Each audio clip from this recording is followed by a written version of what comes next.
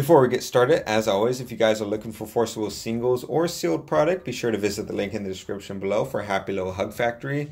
They have forcible singles from the new set, a buy list for cards if you're looking to sell some stuff, as well as pre-orders for the new set coming out in January, Strangers of New Valhalla. So be sure to check that out and show them your support, and it also helps support the channel as well. The link is in the description below, like I mentioned. And yeah, thanks a lot. Hey guys, how's it going? And welcome to another deck profile. So this time I'm going to be going over, once again, my Panda deck. This is the new and improved one that I did for, obviously, for New Dawn Rises, as well as what I ran at the ARG this past weekend. We'll also go over Oscar, what he ran, which was the IU. We'll do that at a later date. So for now, we'll go over Panda. So obviously, if you guys should be, if you follow this channel, familiar by now, but if you aren't, Panda gains a light gem or each time a Panda enters the field, and it also starts the game with 1 gem of any attribute. Flips over, gains any 2 gems of a single attribute of your choosing, and you can remove a light gem to buff him +5/+5. You can remove 2 light gems to recover him if he's rested. You can do that once per turn.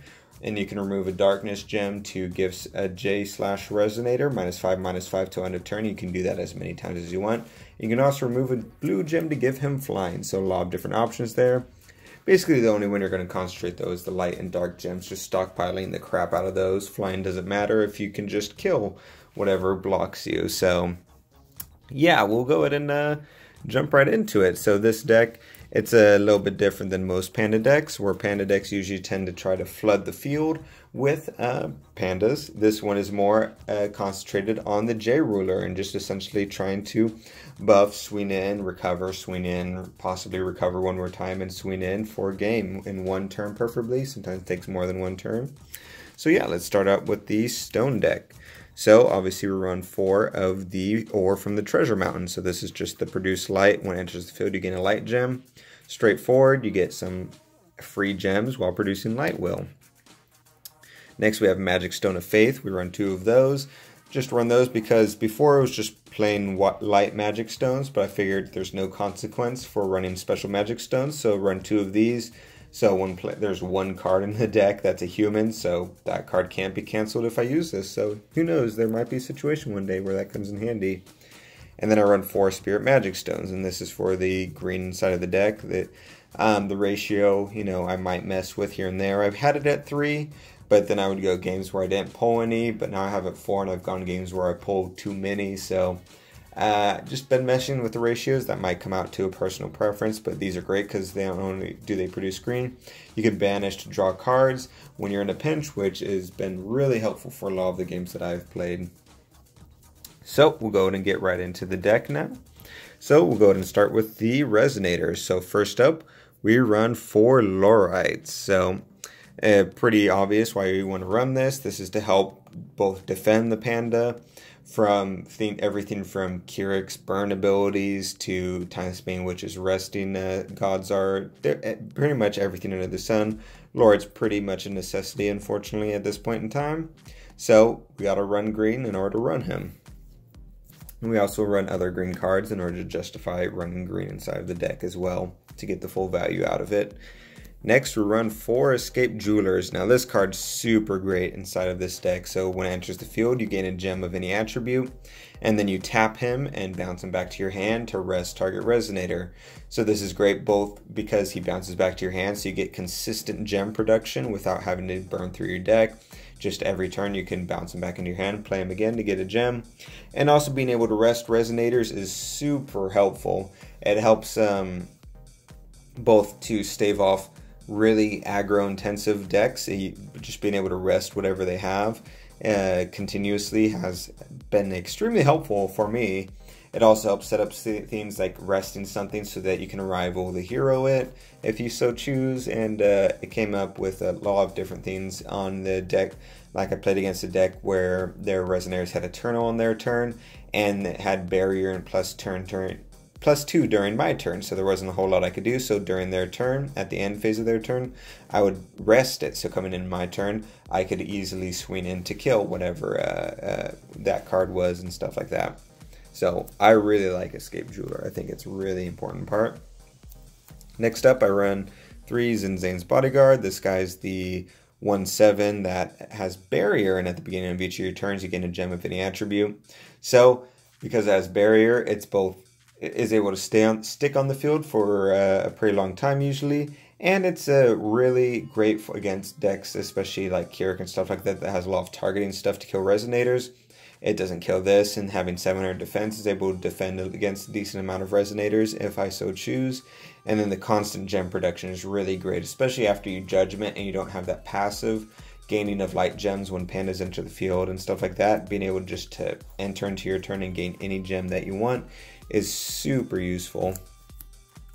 Next is sort of the backbone of the deck, and that's Gem Mallet Panda, which I run 4 of.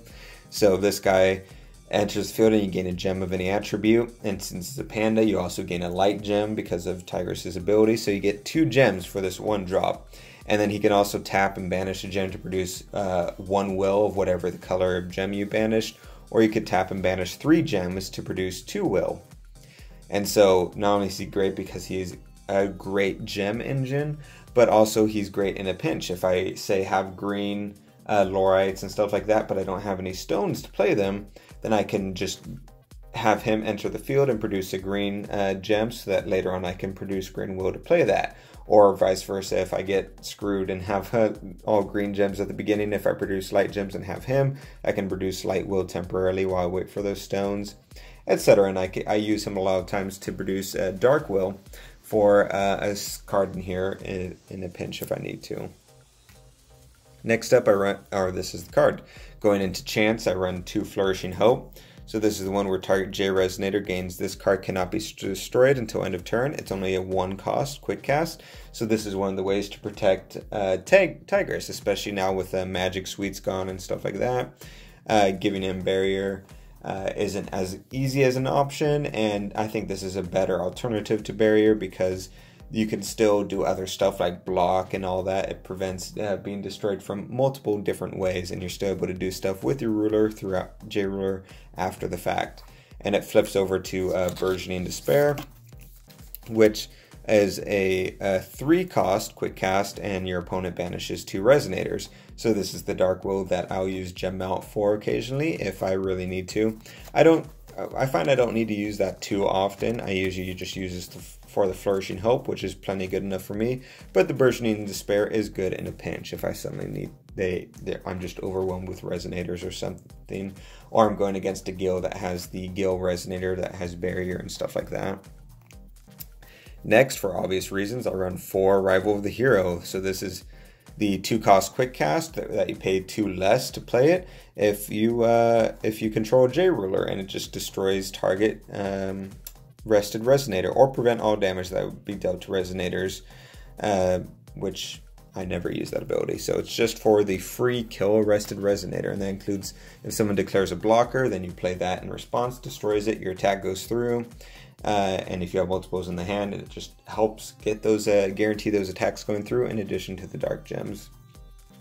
Next, I have 2 Resuscitating Will, 1 cost quick cast where you recover target J Resonator. So like I said before, you swing in with Panda for 13, you recover him, swing in again for 13, then you play this to recover him and swing again for 13, so that's 39 damage, so you're only 1 damage short, which you can just swing in with a Gem Mallet or any of the Resonators just for that extra 100 damage. I would run more of these, but I just straight up don't have any more, so straight up 2 work pretty decently, but if I could, I would run 4. For now, as a substitute for the Resuscitating Will, I run just 2 Blessing of the Sun, which is a 2 cost, and just makes it so J Resonators you control gain 2/2 until and at next end of turn recover this card until end of turn. The wording of that is super weird, but essentially everything gets +2, and at the end of the turn they recover, so you can attack with your ruler with an extra 2 attacks. So he attacks for 15, recovers to 15, so 3,000 total.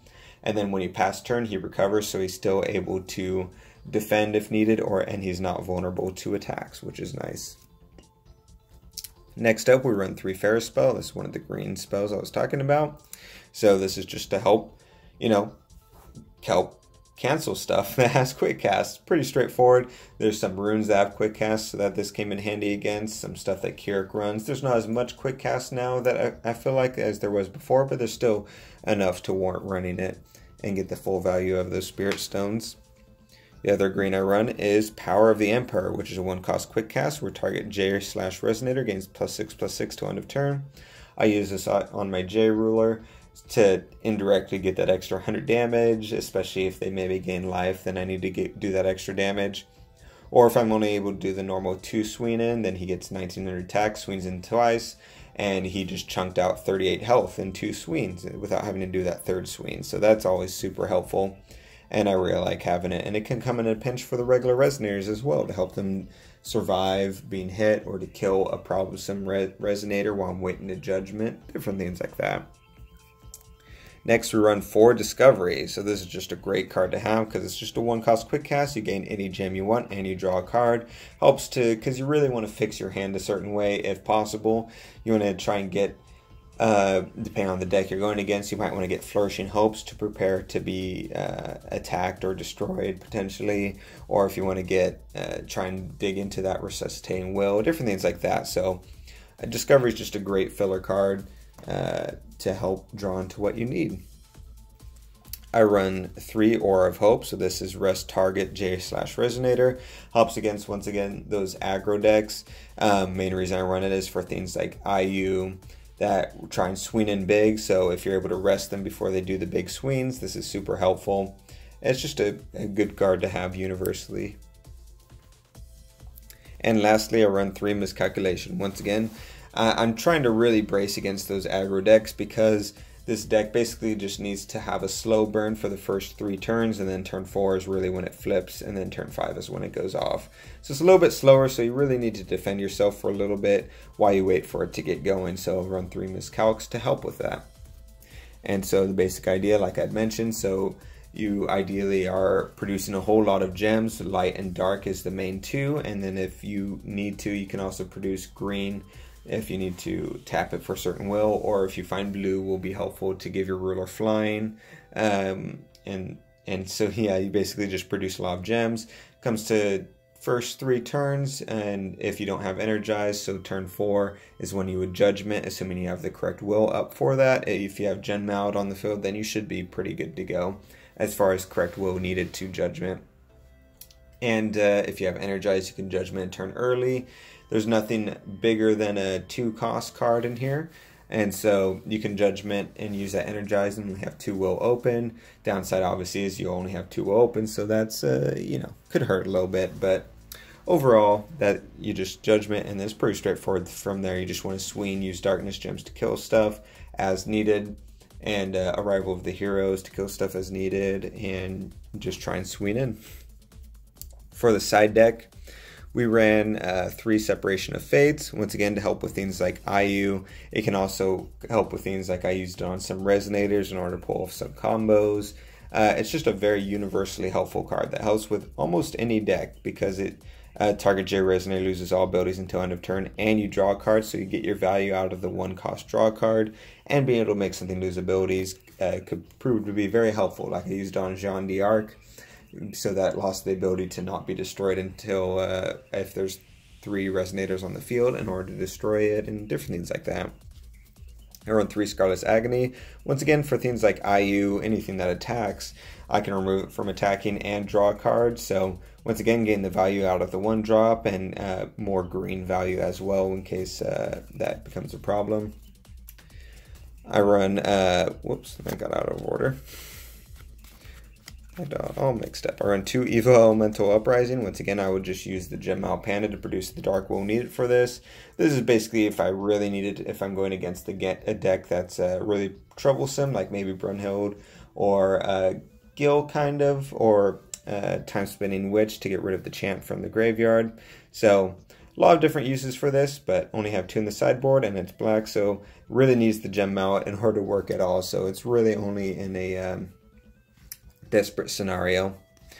2 Last Days of Powerless Dragonoid, help against Kirik. It helped also with mystery counters that I went up against. Also cancels a fire chant, so that's for 1-cost quick cast. That's extremely versatile and useful. I ran 2 Isolate. Once again, if I want to get an IU and they're a strong IU and I just want a whole lot of answers to it, Isolate is a 2-cost quick cast that prevents or prevent all damage that would be dealt by target J/Resonator until end of turn. So really useful against things like IU or any big damage dealers like maybe a Keurig deck and stuff like that. I don't use it too often because the 2 cost is kind of high, but it's still pretty good to have. So this is another one where I don't own all the cards, so I had to use some substitutes. So I have 1 Winds of Salvation. This is the card I want to run. There's 3 cards total left. So Winds of Salvation is 3 cost, remove target spell from the game. Really useful for cards that can't be canceled and different things like that. Since it's already a 3 cost, all the cancels in this game for the most part are 3 cost, so I figured I'd choose this one since this is probably one of the best ones. But that's the only one I had, so the remaining 2 slots would be Winds of Salvation if you have it. Otherwise, a good substitute is Song of the Fairies, which is a 3-cost quick cast. That just says cancel target spell. So it's a normal cancel, same cost as the Winds of Salvation. I just think Winds of Salvation is a little bit better. For inside your main deck, at least. So, yeah, that's the deck for Tigris. Let me know what you guys think. I promise this will be the last deck profile for Panda for a little while. I feel like it's pretty much temporarily at its peak until the next set comes out, if anything really can slot into it. For me personally, at least, it's at its peak. So I really love this deck, had a lot of fun. I feel like I've got it pretty much down pat at this point. So I really like it, but yeah, I'm going to go ahead and make some more decks. So get some more variety of deck profiles, I'm going to make a machine deck for Arthur and stuff like that. Like I mentioned, Oscar, I'll have his IU deck that hopefully we'll do a deck profile for as well as a lot of other stuff. He had a cool Lucifer deck and stuff like that. So yeah, thanks you guys for joining us today. If you want to see more content, be sure to subscribe, and we'll see you guys next time.